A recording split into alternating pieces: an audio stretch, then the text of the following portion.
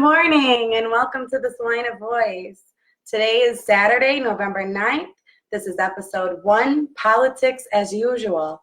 I'm your producer, host, neighborhood advocate, and friend, Stephanie Jackson. And this is the Salina Voice.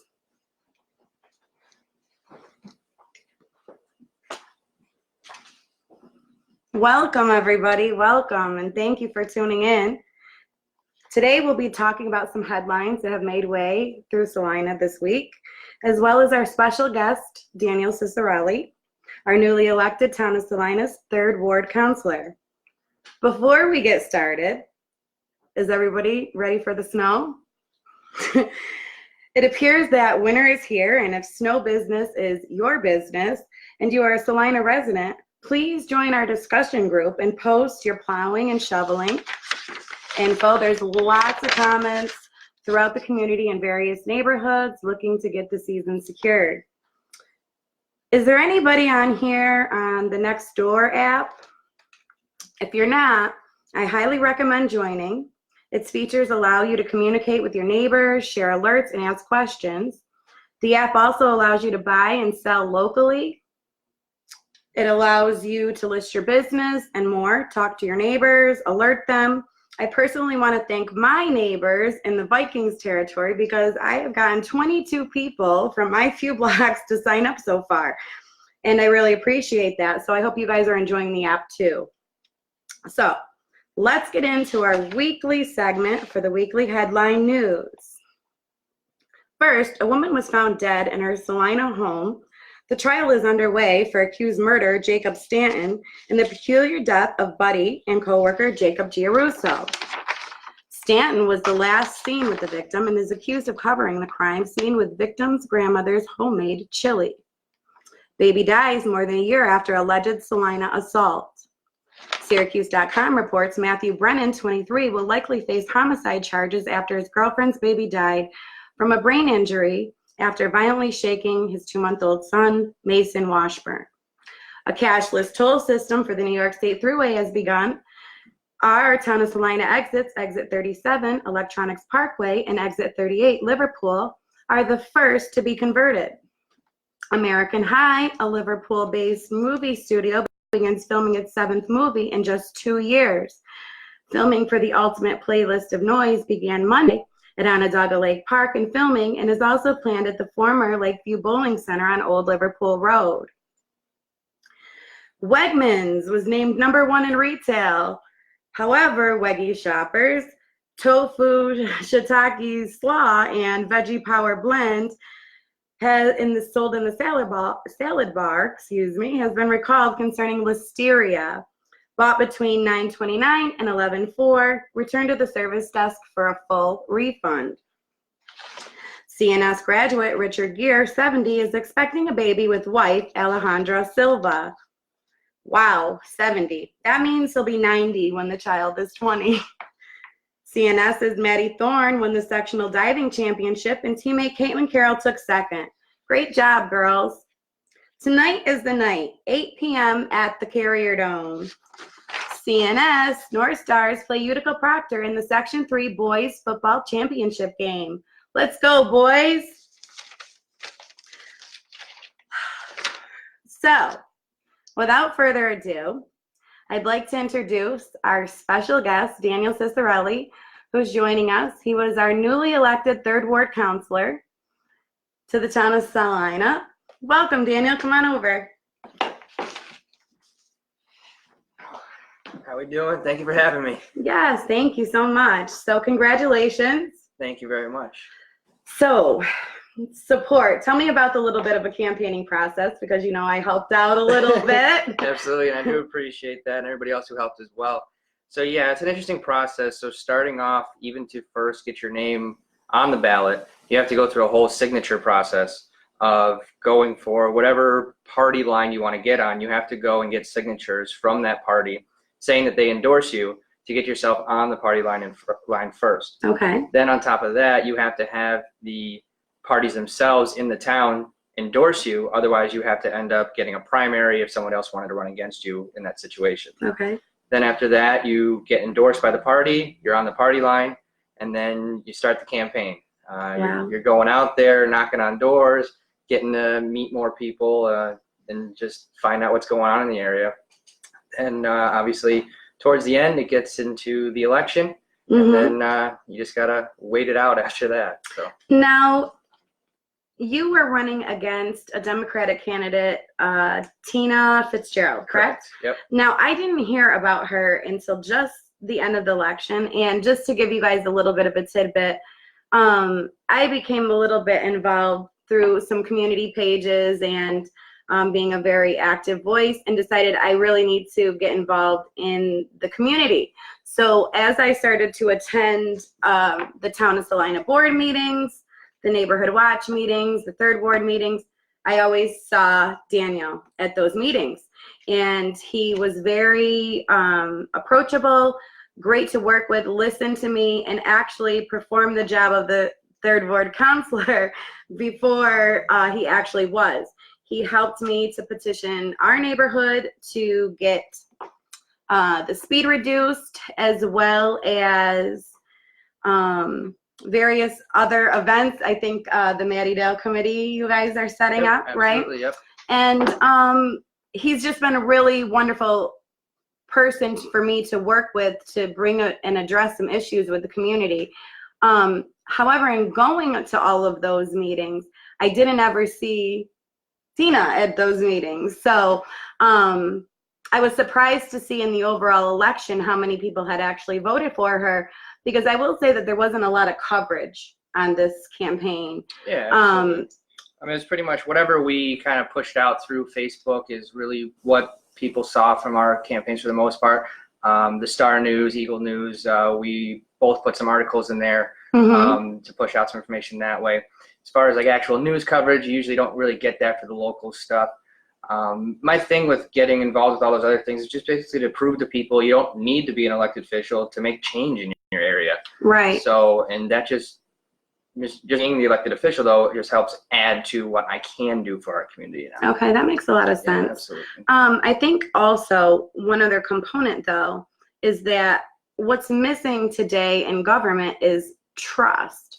And you have to have a working relationship with your constituents if you expect for them to be loyal to you and to trust you. And today, we don't see that. So a lot of times there's people who are up for election that we've never even heard of before, but because it's the party that they belong to, then they just go ahead and vote for them. And what I think a lot of people in our generation are becoming to have a more bipartisan view on things, because they may agree with some things Democratic wise and they may agree with some things Republican, but they just don't want to go to either side. I see that we're getting a big influx of independent party as well. So a little bit about that.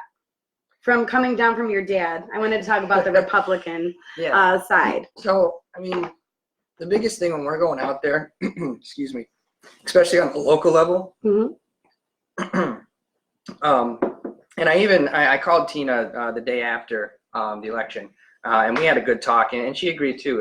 It's not about party line at the local level. Right. And there's a lot of people that, because of what's happening at the national level, that they think it's the same way down here, and it's not. At the local level, it's about finding the right person to do the right job that's going to do the best thing for your community. Absolutely. And talking with Tina, and I'm definitely going to be talking to her a lot more, obviously, because she's a great advocate when it comes to nonprofit organizations. She's done some grant writing, things like that. So definitely want to get her more involved in the area for sure with all that stuff. But absolutely. Yeah, as far as party lines when it comes down to the local level, that's really, you need to be a part of a party to get your name on the ballot, unless you want to be a write-in, and that's just how it goes with that situation. So I was going around talking to people and telling them basically, like, I can't do things that are happening on a national level, but what's going on with the codes in our area? What's going on with your neighbor? I can help you with stuff that's going to directly impact you in a shorter period of time than the stuff that's going to be going on in a longer period of time on the national level. Right. So now that you are elected, what is the first order of business that you're looking to roll up your sleeves and get to work on? Yeah, absolutely. So through the work of our previous counselor, my father, his biggest thing was always codes. Codes is definitely still on the top of my list. through his work and the supervisor, Colleen, they've developed a codes task force, which is going to be specifically looking at different codes, different laws that need to be either fixed a little bit because they might have gray areas, or codes that might just be outdated because they haven't been looked at in 40 years. So that's going to be a key component. That's going to be something that it's not looking at all the codes and then fixing it at the end. It's looking at the codes and fixing them as the task force goes on.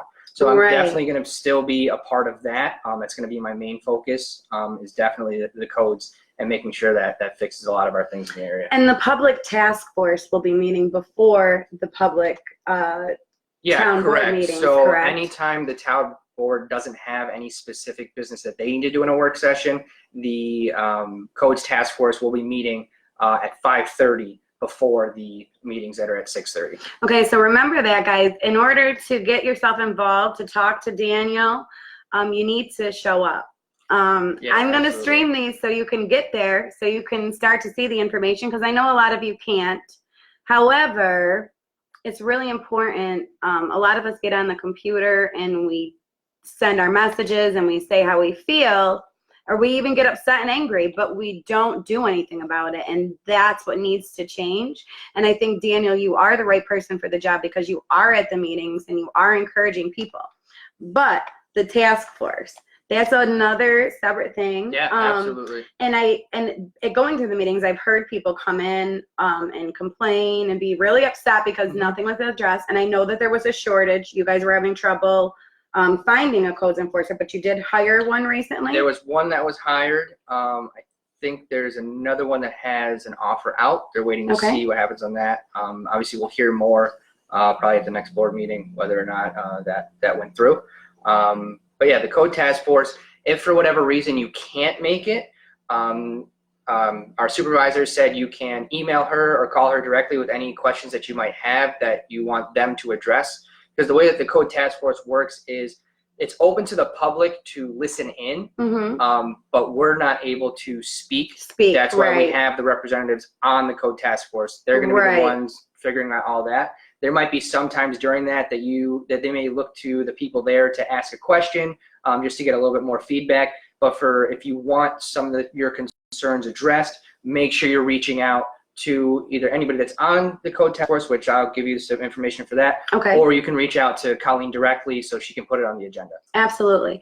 Now, a little bit about the task force. This was designed to address these code issues and looking over the legislation and laws that are already on the books? Correct. So the way that this is formatted is you have the supervisor, the current third ward counselor, the head of the planning and development, which is controls codes, and then there's also the one of the town attorneys is on there to help for the legal side of things. So we have all the right components on there, so we can know what we can do, what we can't do, and how to go about it in the proper way. This way, we're not completely taking one law and analyzing it, and then we might leave a piece out. At least we have everybody there that's able to look at it and get things done in these sessions. Good, that's great.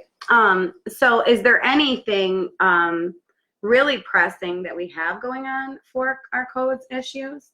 Some of the bigger things that we've seen in our area, which I'm sure a lot of people have seen, is either the vacant houses with the property maintenance and different things like that.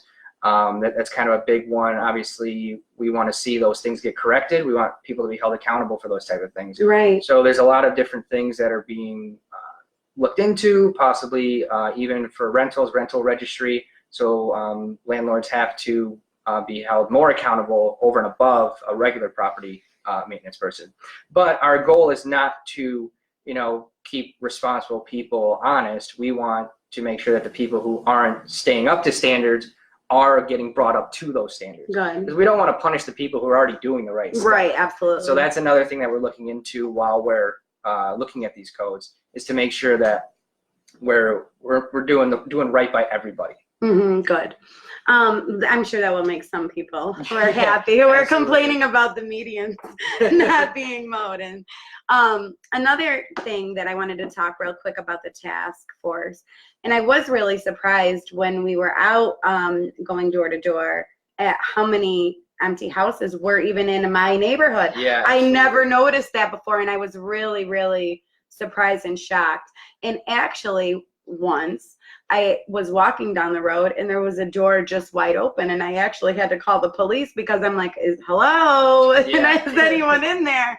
But it was an abandoned house. And I think that's the thing that more people need to do is actually know the proper steps to take to address these issues, because Absolutely. you can't expect code enforcement or your counselor or people in government to be able to be out there every single day seeing what you see every day. So we need Right. help from community to actually report these issues. I know some people don't want to, they want to do it anonymously, but if you're able to help us, we're not giving that information out to other people. That's just so the code enforcers can come to you and ask you more information on Right. what's going on with the situation.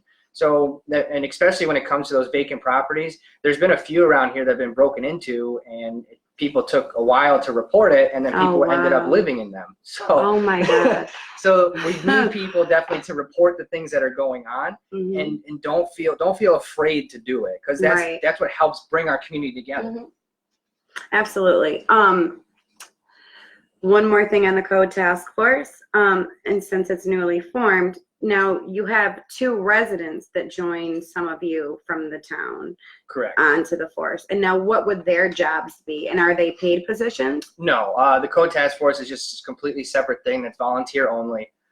So what the process was is the supervisor sent it out to the town, basically asked the counselors to reach out to people in the neighborhood, try to push out as much information as possible to see who would be interested in being on the task force.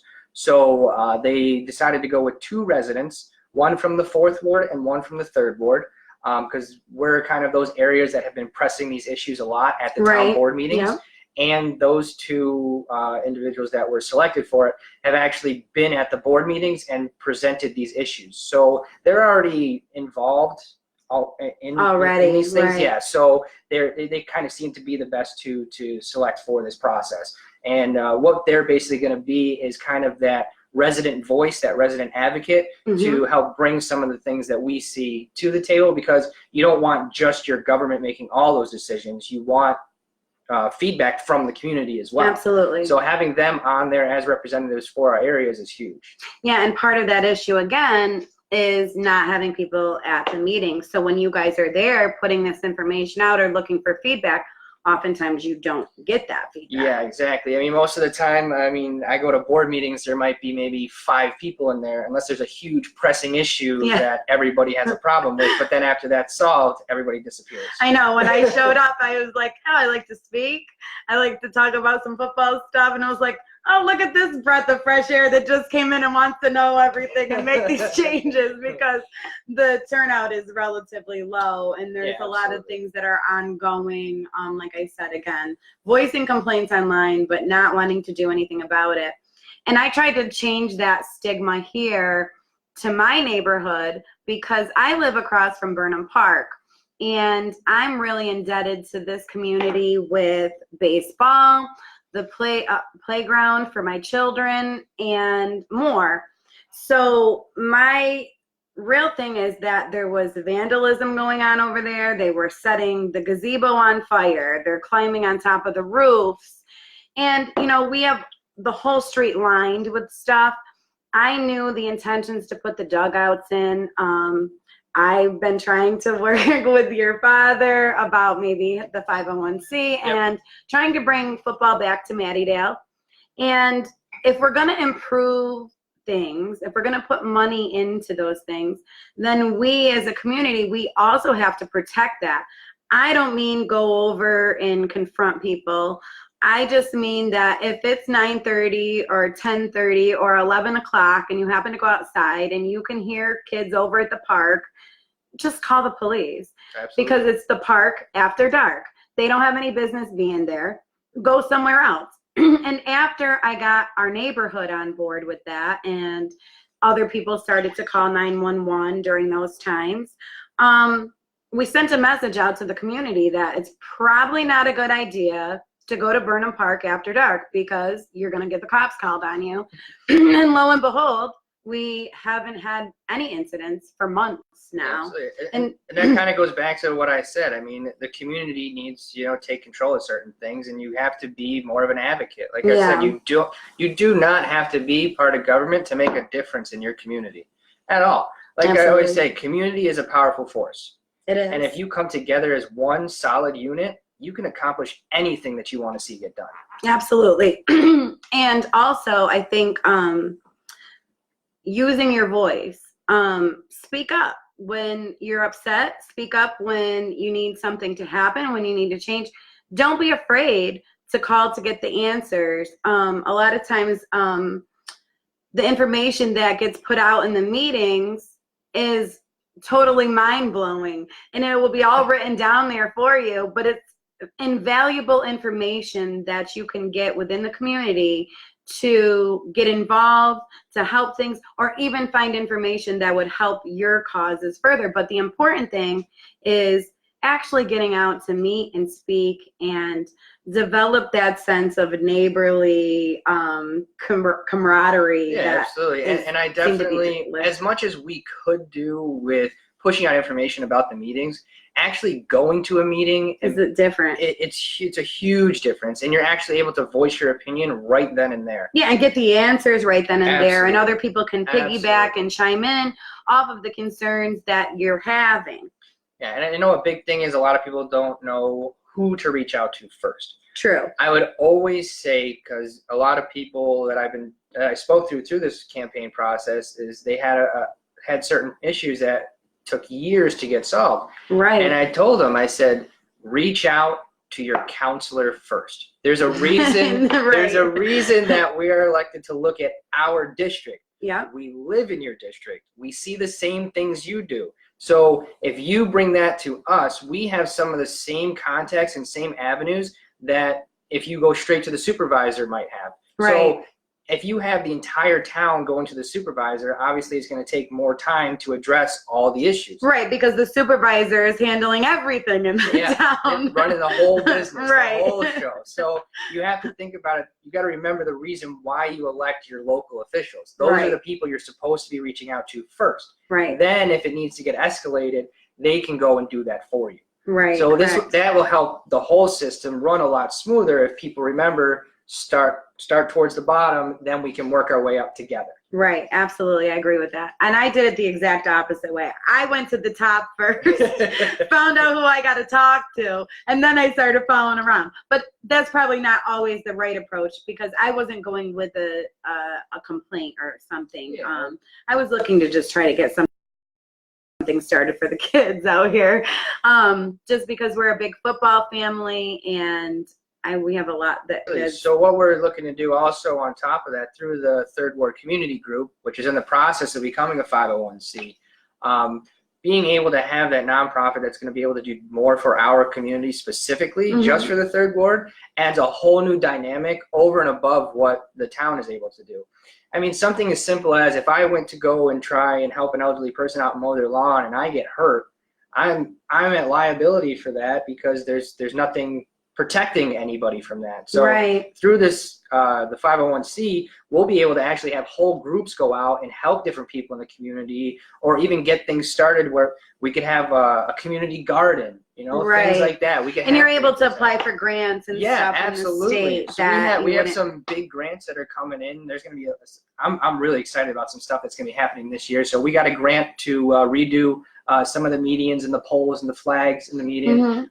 There's actually a planning group in the county that we spoke with who is looking at Bear Trap Creek and trying to connect that to Onondaga Lake Parkway, and looking at a way to make it better for commuters to get between Mattydale and North Syracuse underneath the bridges there, which is absolutely dangerous. So, and that's a whole nother grant that they're applying for on their own for our area. Oh, So wow. there's a lot of different things that we can do.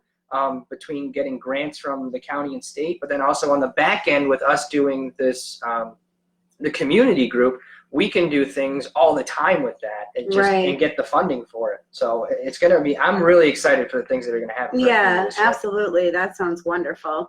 I think also the wonderful thing about having a non-for-profit is because then you don't just have to have one, like a one-size-fits-all. Yeah, You can have absolutely. different programs under that, but all effectively still underneath the same umbrella, but just different aspects of it, not just one So thing. there's a lot of things we see going on in the community. Everybody's kind of got their own little separate groups. This is kind of going to be that thing that brings everybody together. Right. So we have the events committee, who we can put them underneath us as well. Then they can actually have the tax ID to go to these businesses and get more donations on top of what they're already getting. Yeah. So it's exciting to start to see some of these happen. That small town vibe is starting to come back. It is. And I'm so excited to see where this goes to. Absolutely, because as I moved here just 3 years ago, I had a lot of concerns about the things in the neighborhood, about things that were going on. And I have a daughter who's coming up in age. Yeah, absolutely. So she wants a little bit of freedom. And, you know, what 10, 11-year-old doesn't want to go across the street when they have a whole park over there?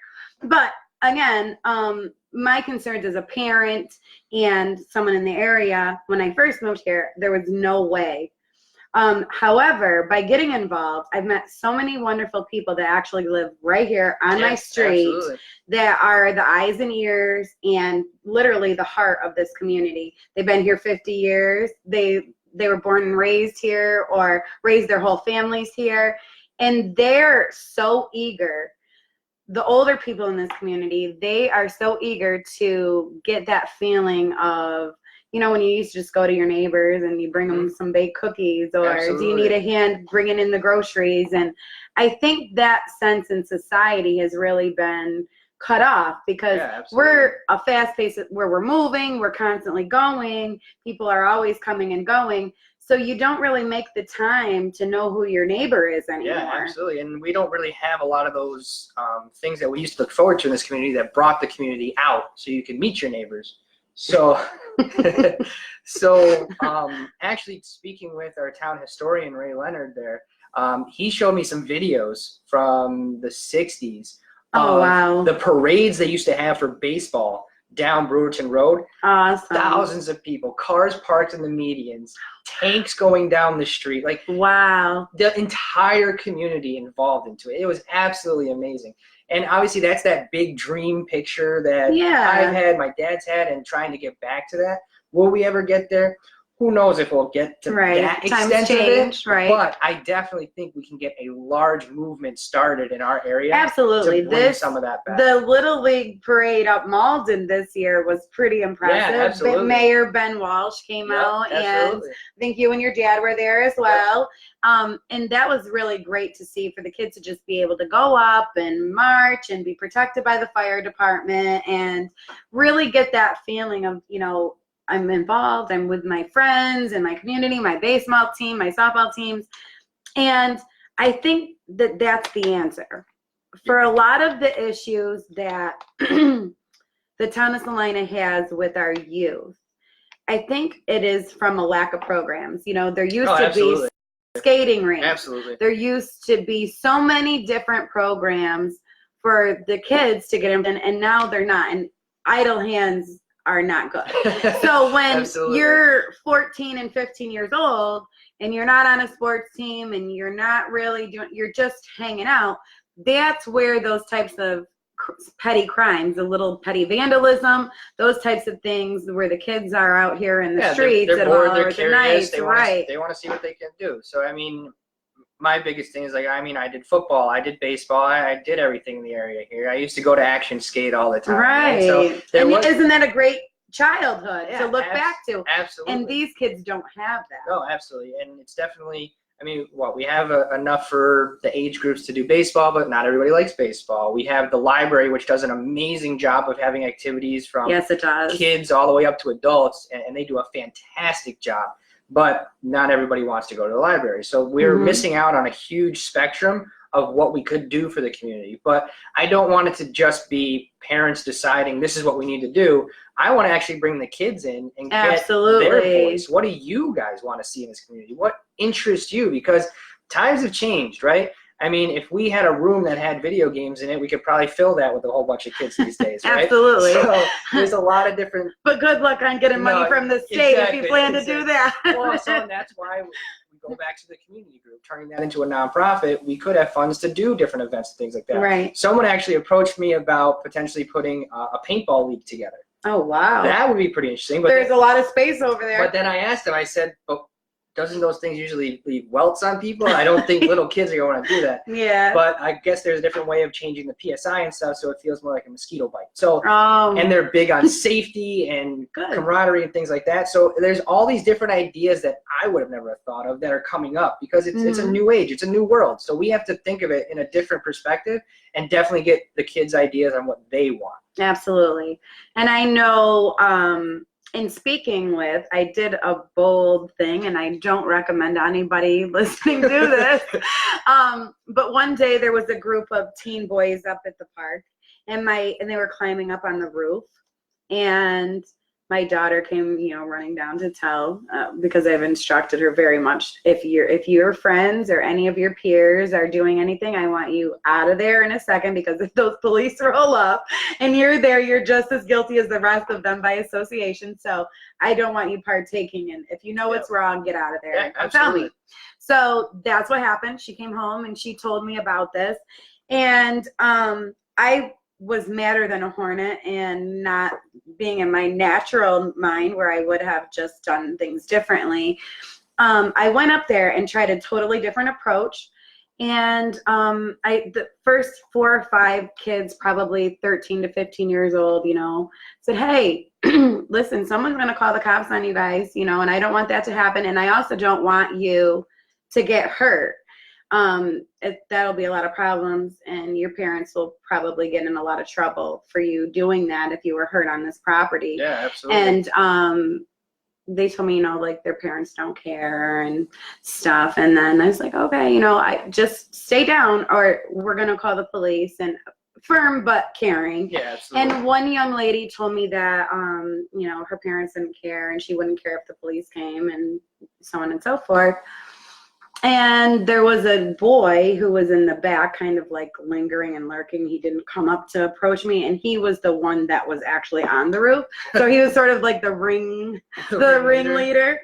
And anyways, he had what do you call it? A sheet with a huge blade in it. And it was visible in his walking. So he exposed it out, was walking over. When he heard the young lady saying to me, I don't care if the police come, he said, hey. And I'm like, oh, crap, oh, boy, what did I walk myself into? And he said, who are you? And I said, oh, I'm Stephanie Jackson. I live right over here, but I was concerned, and I don't want to see anybody go to jail. I don't want to see any problems, And he actually yelled at the young lady for being smart-mouthing with me. He said, be quiet and listen to her. And I was like, okay, tough guy. But he actually, saw that I cared. He saw that I was genuine. I wasn't up there hey, get out of here. And that made the difference for him to listen to me. That'll make them just retaliate more. So what I started doing, so over at Richfield Park, we had issues last year with a lot of stuff going on with the basketball area over there. Kids getting in fights, going into the streets, all that. So Parks took down the basketball hoops. They didn't have them for almost this entire year. So they slowly started, they put up one, put up another, put up another. So as the basketball hoops started to go up, I started to go and talk to the kids. Hey, how's it going? Make sure you guys, are being respectful of the park. If you guys stay respectful, I would bring them water bottles and things like that, which a few of you, if you're listening at all, I owe you guys a case of water because you guys did a great job at the end of this year, and I promised you that, and I will get it to you. So what my thing is if we can go out there and actually talk to the kids and build a rapport with them, they're going to start to see, okay, this person lives in the neighborhood, this person's involved in the neighborhood. How can I be like that? How can I be like that person? Lead by example. So like I told the kids, I said, if you respect the park, keep the park clean, not only will I bring you guys water bottles and stuff so you guys can play longer, we'll make sure the basketball hoops stay up. Right. And then eventually how that works is the kids will start policing themselves. Yes. If a kid starts acting out and is going to ruin the fun for everybody else, they're going to start telling that kid, hey, stop doing that. You're going to ruin this for all of us, and that'll be the end of it. Absolutely. So not only do we need to basically be mentors for the kids out there and show more face, that's another way to teach the older kids to teach the younger kids, and then it's a trickle-down effect that will eventually keep the community kids doing the right stuff. And I think that there is only just, they may be the ones that are recurring, but I think a handful of kids. And I just wanted to point out to some of the adults that I've seen in the community groups who really are frustrated with some of the things, that the behaviors of the kids. But it's really important to remember, hurt people only. Those kids probably don't have guidance. They don't have someone at home to love them, care for them, and it's foreign to them. So when we're coming at them angry and upset with them, they do not care. It's not going to strike a chord with them. It's going to be just like everybody else. You'll be just like everybody else to them. But you show these kids, even the most troubled child, that you care about what they're doing and you care what's going to happen to them, and you will start to see a big chip off of their shoulder come right off. Yeah, absolutely. And like I said, I'm big on not just yelling at them, just try to get friendly with them. Be like, hey, how's it going? What's going on? Glad to see you guys out here, actually outside instead of playing your video games, like just build that rapport with them. Once you start doing that, I think we're going to start seeing a lot of better things happen in our community. I agree. I think what the improvements at Richfield Park this year, the improvements at Burnham Park, lowering the speed on both of those streets, yep, absolutely. Protecting the parks, because that's where our kids are. That's really important. I know we're just kind of talking about the Mattydale area, and I'm encompassing the whole Salina area. So if you guys have issues, please, I join the Salina discussion group. Talk about those things. We can bring up these topics on the show. We can bring guests in here who can give us the answers to those questions. Yeah, so send me your show ideas. Get active in the group. Start talking with your neighbors. And let's expand this just more out of the Mattydale area, because I know that there's a lot of neighborhoods with parks. You guys probably have your own issues up in Pitcher Hill and Liverpool. But you see the same things. And if we all work together, Daniel, community is a very powerful force. Absolutely. And so working together, I think that we'll have a lot more opportunities, especially like you said with the 501c, to have opportunities in these programs back in place for the kids. Also, a lot of people don't know that there is an after-school program right next to the CNS High School, and that is called the Canteen. So that is a little bit of a supervision period, a time for kids to unwind, do their work, hang out with friends, until their parents get home from work. So that's another opportunity for our community to tap into if you didn't know about that resource. Yeah, and multiple towns help fund that, as our town does too. So your taxpayer dollars are going to help fund that. So anybody that's involved in our community is able to go to it. So it's mostly for ages junior high to high school. So it kind of still leaves us that little gap of, how do we accommodate the other kids too? But it's still, at least it's something out there. Right. And they do a great job over there. Tony Broccoli actually comes to our meetings, our community meetings now, and she comes and speaks about it. So we're getting a lot of people coming to our community meetings. I mean, we've even had Ryan McMahon show up to our meetings. We have our supervisors there, our county legislators there. We had someone from the DA's office last time to talk about some of the stuff that's going on with the new laws that are being passed. So we're having people come to our meetings that want to hear from our community and want to educate our community. So I definitely encourage you to try and come out to these meetings as much as you can. Yeah, absolutely. The wealth of information, as I was saying earlier, just in the board meeting agendas or the meeting agendas, there's a wealth of information without even stepping foot in the door. But when you get in the door, it's totally different than what it would be for me live streaming, because there's no interaction. However, when you are interacting in the meetings, you're getting feedback from your neighbors. You're getting the answers to the questions immediately. So that really gives you the information that you're able to come back and pass this out, which is the reason why I'm doing this, because I am involved. There's so many other people who wish they were or want the information. So that's why I'm here. That's what the Salina Voice is all about, is to give the town of Salina a place to go for all of their news, their media, instead of 25 different sources, as well as keeping up. And the transparency of government is critical in these times that have changed. So being able to see the board meetings is really important, although you won't be able to comment like you could here. at least you'll be getting that information without actually attending. However, like I said, there is a difference about not attending because the people that you'll see in those meetings. Yeah, absolutely. And it builds a different environment. Once we start getting different voices, different opinions, the conversation will completely change in a better way, I think. The more people we get there with different perspectives, the better ideas that we can come up with for our area. I'm glad that you said that about different perspectives, because I embrace that. When someone doesn't agree or has a different idea, Absolutely. I get into those conversations and everybody's like, oh my God, what is she doing? She's crazy. At least she said it and I didn't. But I do, because you can't make change.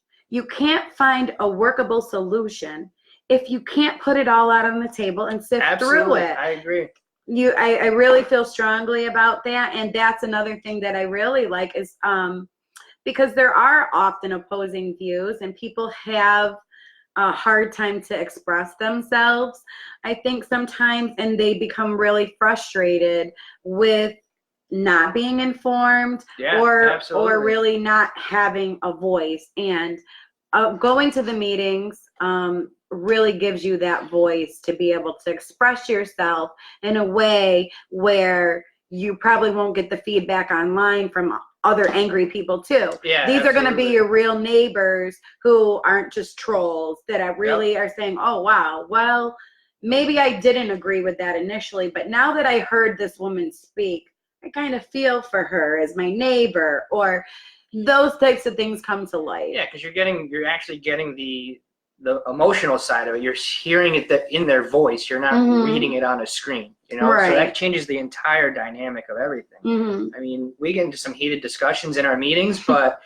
by the end of it, everybody's slowly starting to mold together and coming up with solutions for these problems. Correct. So, and that's the biggest thing. And you don't know what to expect. I've spoken at the board meetings a few times, and I missed the last one, but the time before, there was a regular who was speaking, and I hadn't heard him speak, and I had been to other meetings before, but I guess he's a regular, and he had been going to these meetings for years and bringing up his complaints and stuff. And but his approach was that he goes up there and he's like, oh God, I'm still mad about the lawn not being cut on the median.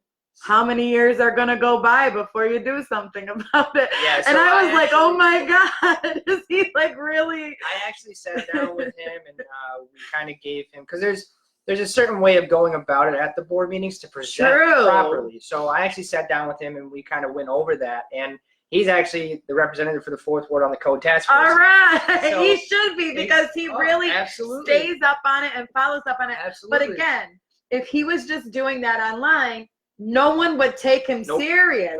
Everybody. And even my first impression was, oh my God. But afterwards, I was like, he's got some really awesome, valid points. Absolutely. And thank God someone is actually staying on top of this stuff, and that he really actually cares about it. So he probably is a perfect person for that. Oh yeah, absolutely. And like I say, I mean, if you're just going to hide behind a computer screen, you're probably not going to see things get done. We have to actually show up to the board meetings, and that's our thing of having this community group, is being able to figure out what we want to address as a group, and then go as one solid unit to the board meetings, and then you're showing the force that you are.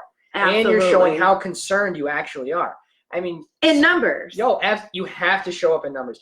I could go around and get a petition signed for some issues that might be in the area, but if I'm the only one that shows up, how are they going to believe that it's actually that big of a concern? True. Absolutely.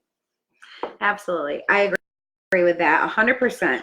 Now, before we wrap this up, because we're running a little bit low on time, is there anything that you want now that in office, officially, 3rd Ward, that you want to address to anybody who might be tuning in now or will watch this later on in the week to check us out? Yeah, absolutely. So, I mean, basically, like I always say, I mean, community is a powerful force. And as long as we're coming together and building solutions, we're going to see a lot of things happen in this community in a relatively quicker time than we have in previous years. So I definitely encourage everybody to come out to the community meetings, come out to the board meetings and even the community meetings, because we poll people from all different levels of government. We encourage everybody from any area to come to those. So yeah, not just Mattydale. Even though the meeting's held in Mattydale at the Civic Center, it's for the whole town of Salina. And if you don't know this information, you're not at the meetings. So we might be posting something out. I think the Mattydale Community Group maybe shares that information, or the Mattydale Neighborhood Watch will share that information. Absolutely. But it's really relevant to the whole, the 1st, 2nd, 3rd, and 4th wards, because it's for the whole town of Salina. Yeah, we're the only ward that has a meeting like this, as far as I know. So I mean, it's as much as we want to do for our part of the town, it's definitely stuff that's going to influence the entire town. So like I said, I mean, come to the meetings, voice your opinions. If you have an idea of a better day and time that might work, because we're looking for different ways to try and get people to come to the meetings. We're looking for different ways to push information out, because I've walked around and some people have said, well, I never heard about these. Well, what's a way that we can get this information to you? So if we have to mail things out, if we have to go door to door, which we'll need volunteers for, and trying to get volunteers can be difficult sometimes, but that's what we're looking for. We want more people getting involved, because the more we get involved, the more we can do for our community. Correct. And if you have any apprehensions, I'll try to work on the permissions again in the 3rd ward meeting stream to you guys too. So at least you can check it out. At least you'll be able to see really what's going on in these meetings, the decisions, the things that we're going to present that affect the community as a whole. It really isn't, like you said, just the 3rd ward. And we've had some really great people who have came and really, truly. Yeah, because a lot of things that we're going to try and get done here is stuff that can be done in other areas as well. So, I mean, even outside of our municipality, people might be looking at our area and what we've done to see if they can do that in their areas. So it's a bigger picture of what we could turn this area into, not just on the 3rd ward level, but townwide as well. Right. Okay. Well, thank you so much, Daniel Ciciarelli. I want to tell everybody thank you for tuning in today to our first episode. We got some kinks to work out. I've got some funny stuff going on the screen behind me. I had some sound effects that I just said, you know what, I'm live. I'm just going to go with it, and we didn't do them. So we're going to work out those themes and bring you an even better episode number 2. But thank you so much for tuning into the Salina Voice. This is the first week. We wrapped up a heck of an election week. The Republicans swept Salina, and we have our 3rd ward council here. If you have any questions, show ideas, more questions for Daniel or any other speakers that we'll have on the show, please email me at thesalinavoice@gmail.com. You can follow me on Twitter and Instagram at The Salina Voice. And I thank you so much for tuning in, and we look forward to streaming our first town board meeting on Tuesday at 6:30 p.m. So make sure you tune back in live then. Thank you so much. Bye-bye. Yeah. Thanks. We there? Yeah, wait.